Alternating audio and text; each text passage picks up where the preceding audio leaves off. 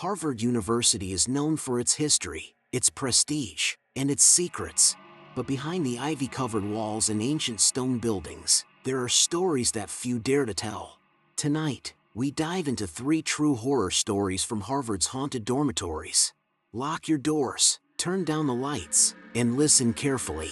Because at Harvard, not every student truly leaves.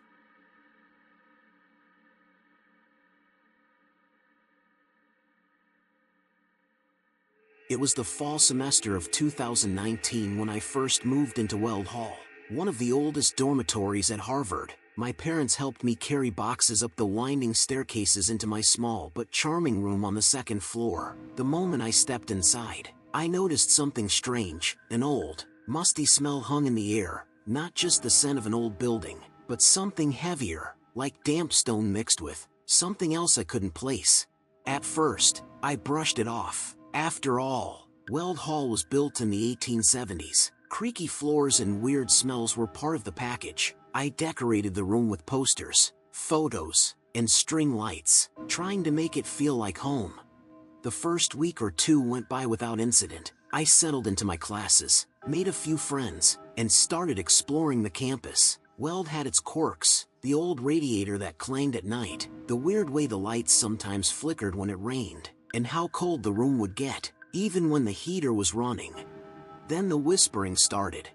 The first time I heard it, I had just finished a late-night study session and was lying in bed around 3 a.m., scrolling through my phone. At first, it sounded like a breeze slipping through the old window frames, but the more I listened, the more I realized it wasn't the wind. It was voices, soft, urgent whispers, like 2 people arguing just outside my door.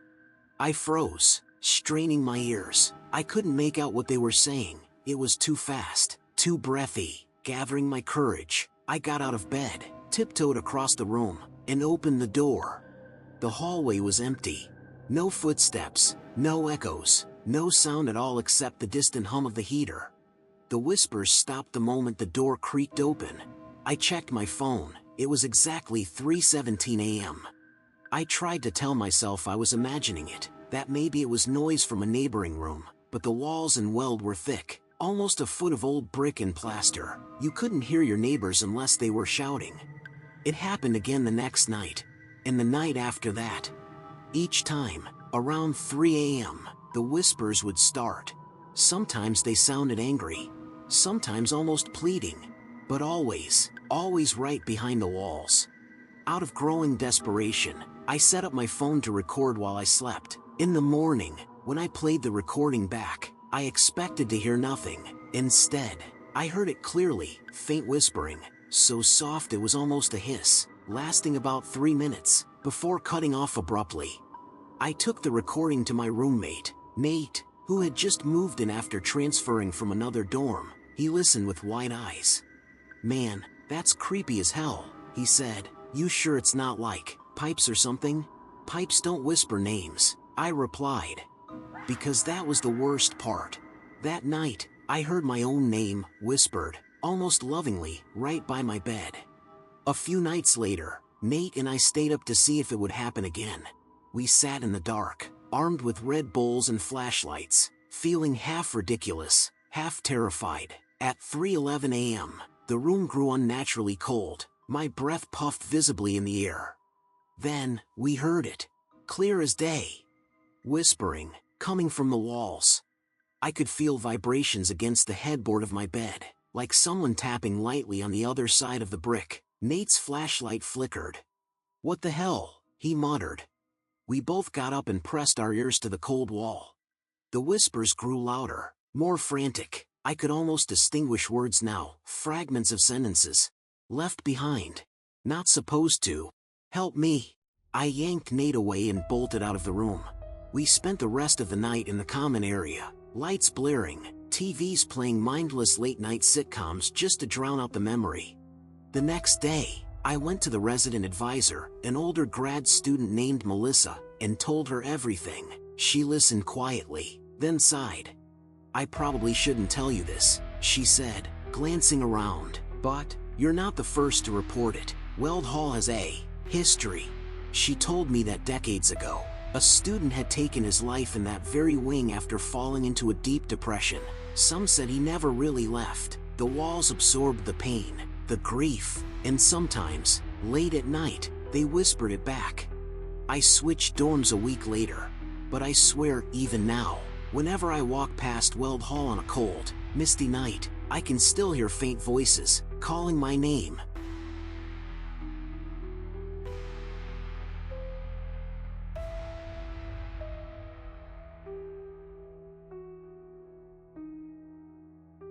It happened during my junior year, in the middle of winter.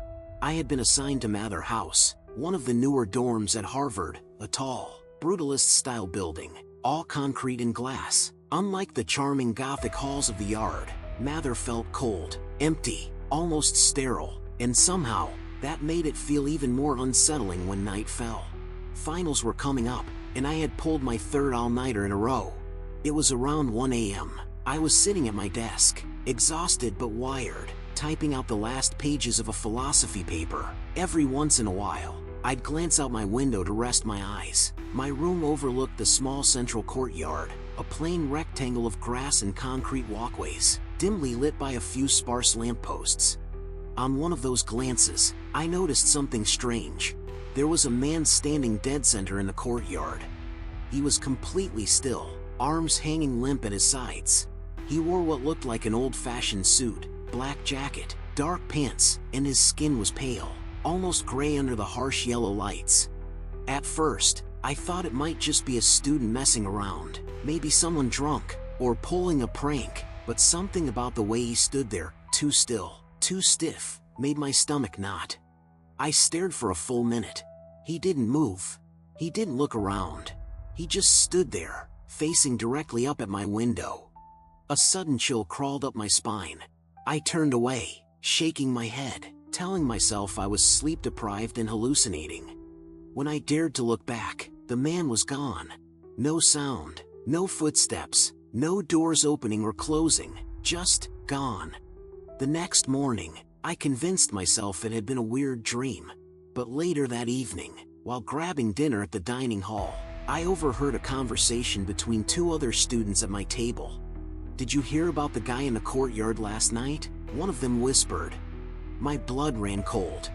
Apparently, several students had seen him, all describing the same pale man in old clothes, standing motionless under the lamplight. No one had seen him enter or leave. One girl said when she looked out her window, she saw him, waving at her. But the motion wasn't a normal wave, it was slow, jerky, almost robotic. She slammed her blinds shut and didn't look again.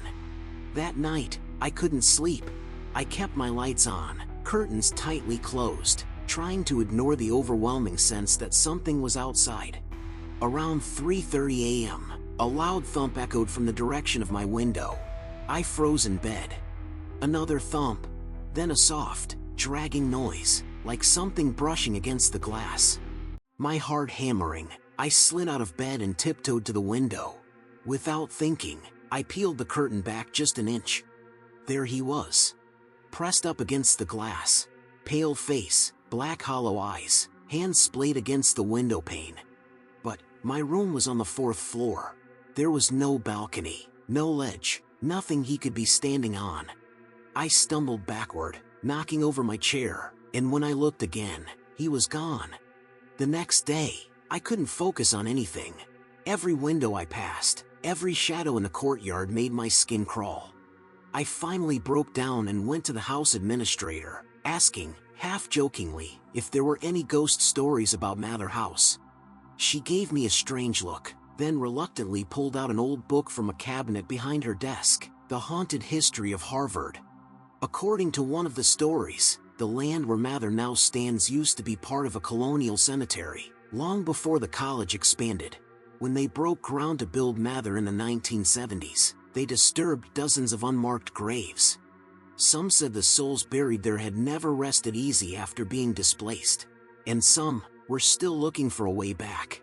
After that, I never stayed up past midnight again if I could help it, and I never ever looked into the courtyard after dark.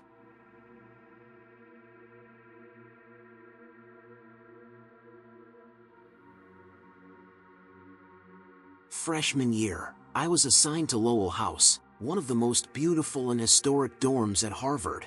The bell tower chimed every hour. The old wood-paneled common rooms smelled faintly of dust and varnish. It felt like living inside a living piece of history. But there were parts of Lowell we were told to avoid. Specifically, the basement. It started when a group of us, me, my roommate Erin, and two girls from the next suite over, decided to explore one night. We had heard rumors that there were hidden tunnels under Lowell, once used during Prohibition to smuggle liquor across campus. We found an old maintenance door near the laundry room, wedged slightly open. Inside was a stairwell leading down into complete darkness. The moment we crossed the threshold, it felt like the temperature dropped by 20 degrees. Our breath hung in the air. Aaron turned on his phone's flashlight, and we began our descent. The basement smelled wrong, like rotting wood and wet earth. The cement floor was cracked in places, and old pipes ran haphazardly across the ceiling. Every step we took echoed eerily around us. About 50 feet in, our flashlights flickered. Not just once, but several times, in rhythm, like something was deliberately tampering with the light. That's when we saw it. At the far end of the hallway, beyond the last beam of our shaky flashlights, there was a figure. Not a person, a silhouette. Tall, lean, utterly black, darker than the surrounding shadows, and completely motionless. We froze. No one spoke. The only sound was the distant dripping of water. Then, it moved. Not walking, not running.